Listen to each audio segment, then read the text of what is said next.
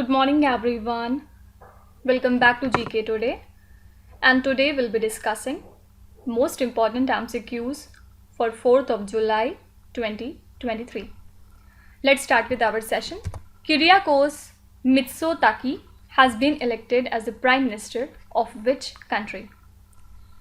So recently he has achieved a majority and has been re-elected for a second term as the Prime Minister of Greece.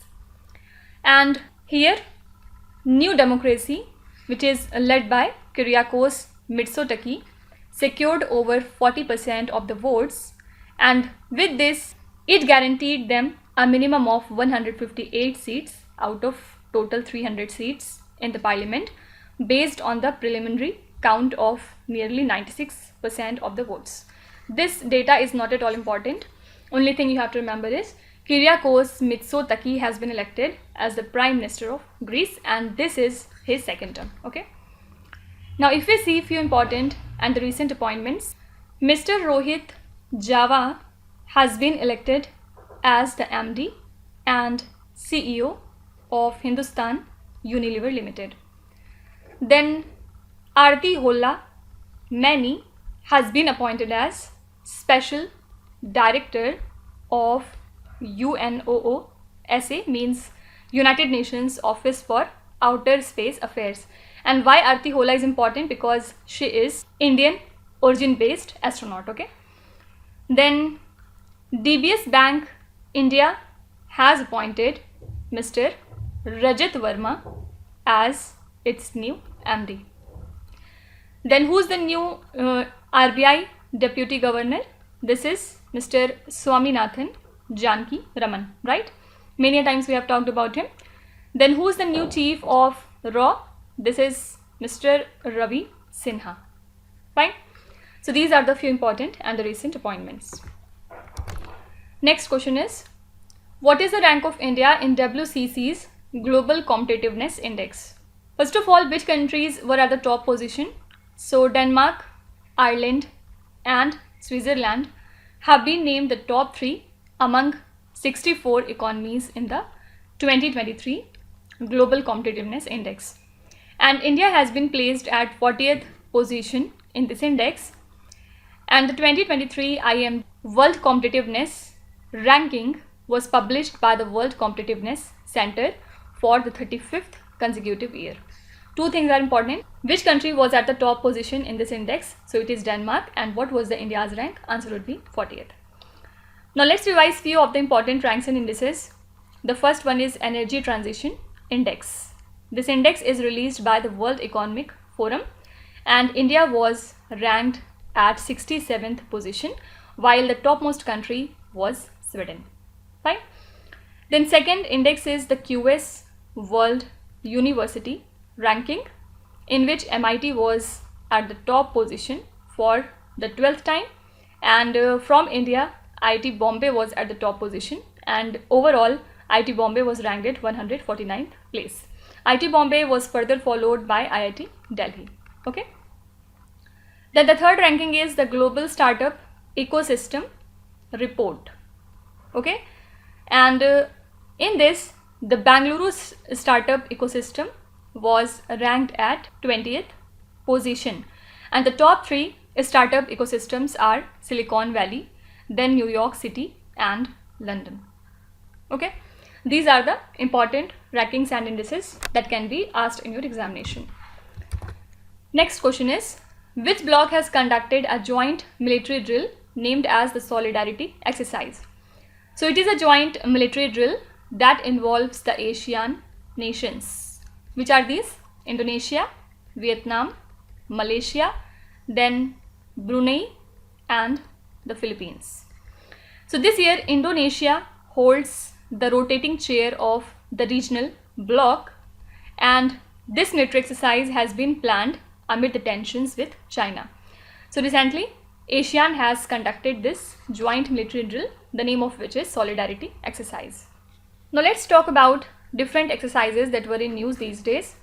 The first one is Ajay Warrior. Ajay Warrior is the exercise between India and UK, and this year the venue is also UK.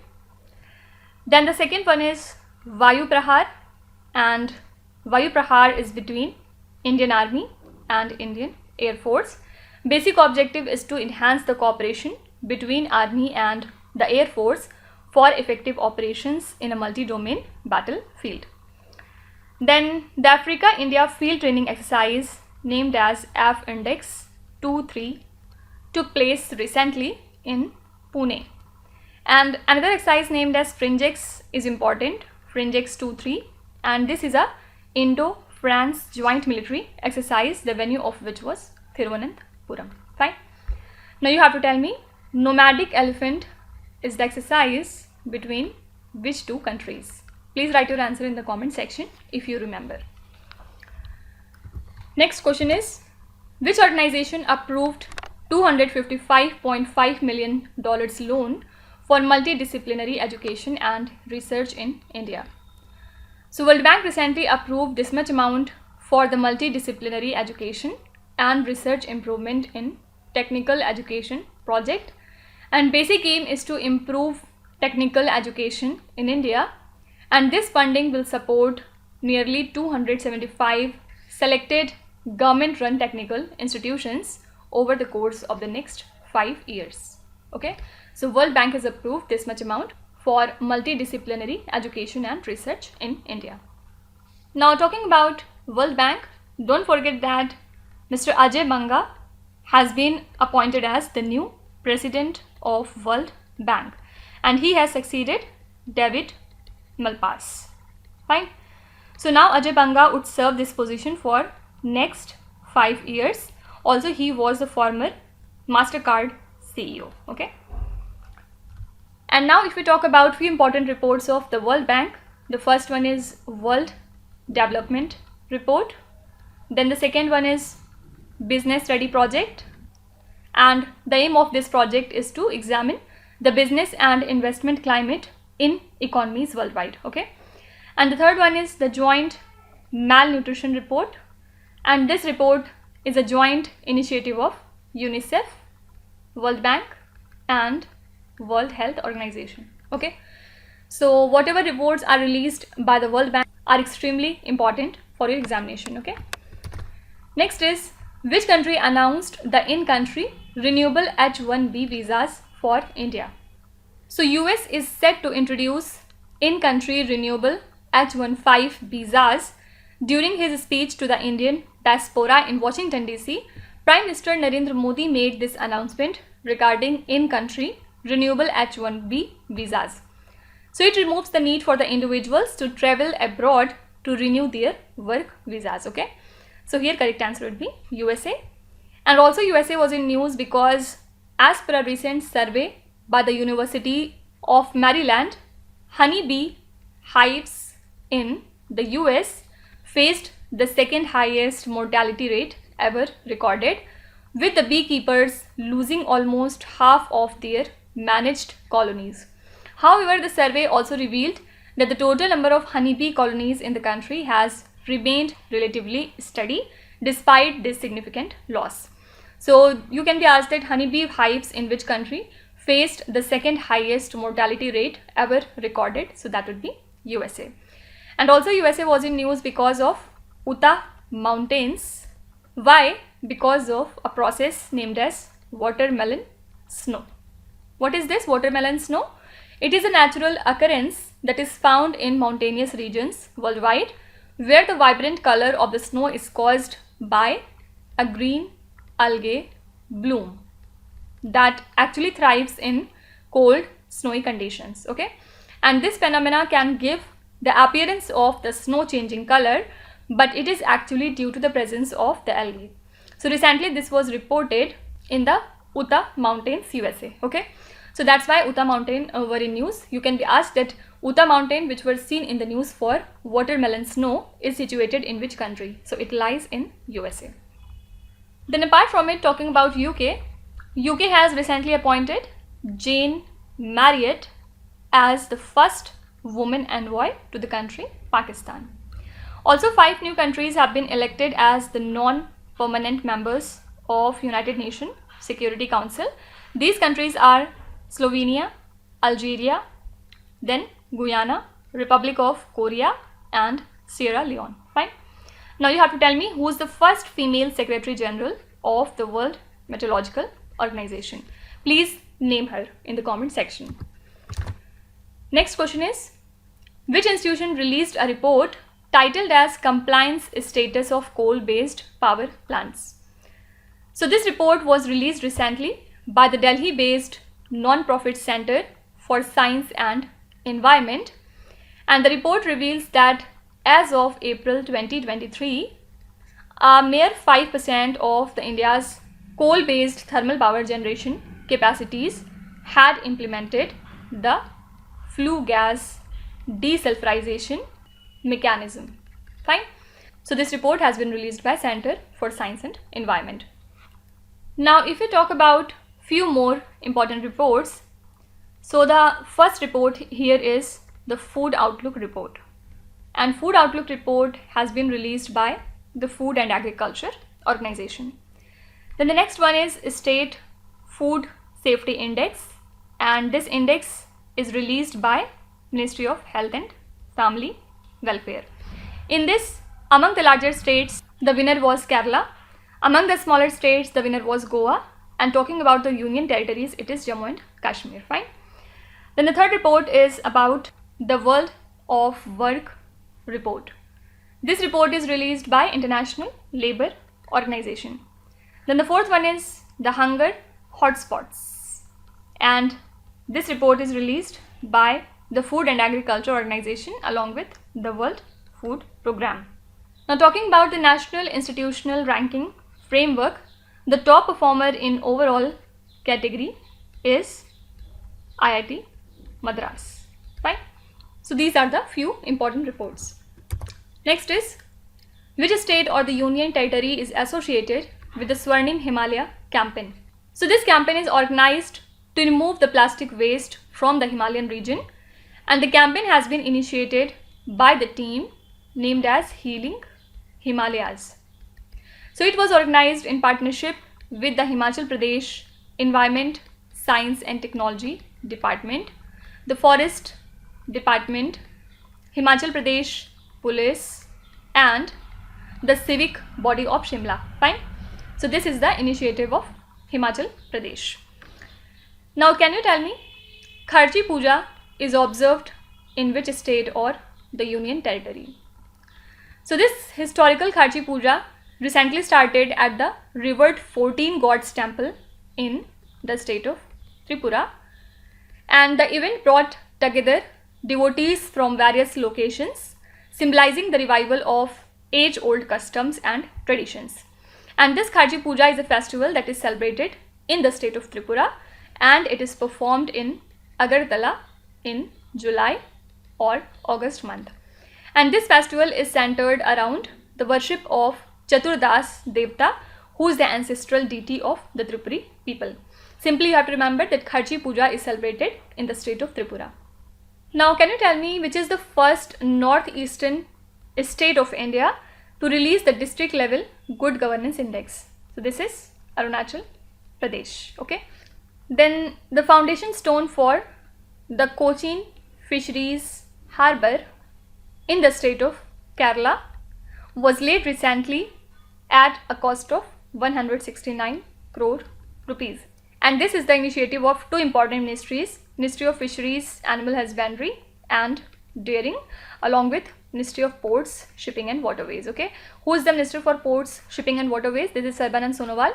And who is the Minister for Fisheries, Animal Husbandry and Dairying? So it is Purushottam Rupala. Okay, which state has recently implemented the scheme named as Gru Jyoti scheme? So this is the scheme of Karnataka state. Okay, under this 200 units of free power will be introduced to the each household. Next question is, Mars Atmosphere and Volatile EvolutioN, that is MAVEN spacecraft, is associated with which space agency?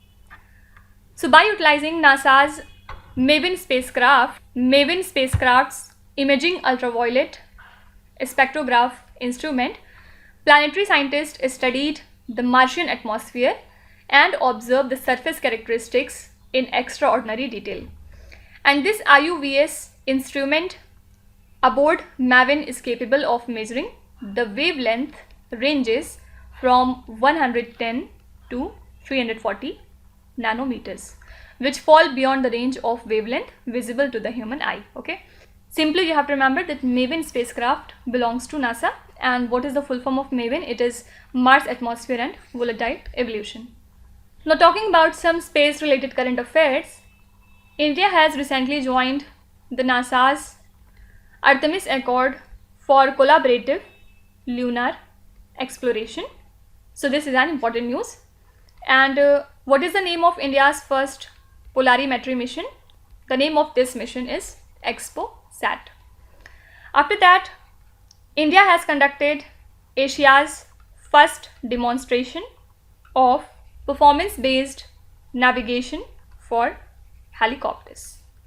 Okay, and NISAR is also important, which is the initiative of NASA and ISRO. Full form is NASA ISRO Synthetic Aperture Radar. Next question is, Jos Buttler, who recently passed the 10,000 runs in the T20 format, is from which country? So he is from the country England, and recently he has made the history because he completed 10,000 runs in T20 cricket, and he is only the 9th batter to achieve this feat, and in total of 372 matches he has scored 10,080 runs at an average of 34.16 with 6 centuries in T20 format. Okay, so Jos Buttler belongs to England, and recently he has created the history by completing 10,000 runs in T20 cricket. Now talking about some sport related current affairs. So don't forget that the birthday of Indian football legend Mr. Pradeep Kumar Banerjee will now be recognized as AIFF Grassroots Day. Okay, and his birthday occurs on 23rd of June. Fine. Then Lionel Messi, who is from Argentina, has recently won the Laurea's Sportsman of the Year award. So with this, he is the first athlete to win both the World Sportsman of the Year award and the World Team of the Year award in the same year. Okay, his country can be asked in your examination, so he's from the country Argentina. After that, who has recently won the Azerbaijan Grand Prix? So it is Sergio Perez, and also Sergio Perez has recently won the Saudi Arabian Grand Prix. Now you have to tell me who is our 82nd Grandmaster of India. Please write your answer in the comment section. Next question is, which High Court ruled that caste will have no role to play in the appointment of temple priest? So Madras High Court has recently ruled that the caste will have no role to play in the appointment of temple priest, and further the court added that in temples which are governed by the Agam, the trustees only have to ensure that the priest to be appointed is well versed and properly trained to perform the rituals. Okay, so Madras High Court has ruled that the caste will have no role to play in the appointment of temple priest. Then apart from it, which company has recently announced the opening of a global fintech operation center in the gift city in the state of Gujarat? So this is tech major Google.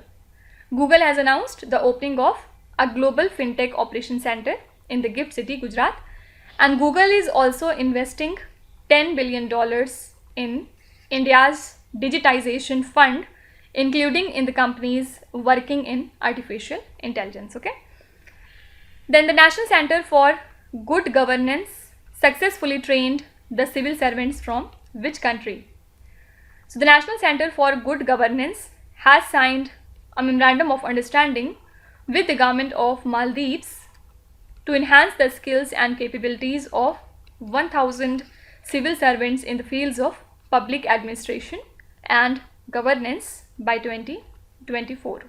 And this center has already imparted training to 685 officers from the country Maldives, and now it has recently trained the 24th batch of civil servants from Maldives country. Okay, you can be asked that the National Center for Good Governance successfully trained the civil servants from which country? Answer would be Maldives. And now the last question says, which country is the host of the SAFF Championship in 2023? So host of this championship is India. Okay. Also don't forget that in 2022, India retained the SAFF Under 20 title by beating the country Bangladesh in the finals.